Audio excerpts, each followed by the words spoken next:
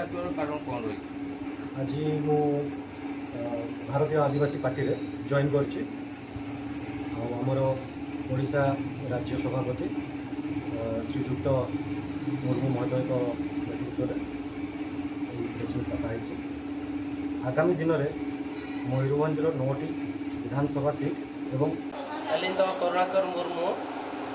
और भारत आदिवासी party state president Odisha तो नवा खातिर दो के नवा जिनिस भारत आदिवासी पार्टी बनाव करना मनते अब ओडिशा रेन और मयूरभंज रेन जो हर को बड़ा चोको लगे तेहन प्रेस मीट कुकमु मा बांगा अलीमा माने कुकमु दो हर जपित कते को नेला मेनखान अलीम दो कुकमु दो बांगा कमी कते लिन देखा जहां आदिवासी चेतान नाचार होइता आदिवासी को एड़े अचोकना भाषा को एड़े अचोकना भाषा को एड़े अचोकना जाति धर्म को एड़े अचोकना आरो अड़ी लेखाना को एड़े अचोकना जहां जे मेन हो बांगानो ओना को चेलेकाते बचाव दारामा टेकाव दो होय आबो रे आदिवासी को चेलेकार को लाहा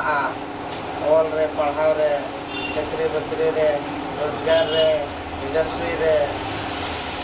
ओना को लगे के नवा भारत आदिवासी पार्टी अब अगर तुम लोग नए हो तो सब्सक्राइब करो, वो जो लाल वाला बटन है उसके साथ स्कैम करो या फिर महफिल जमाओ।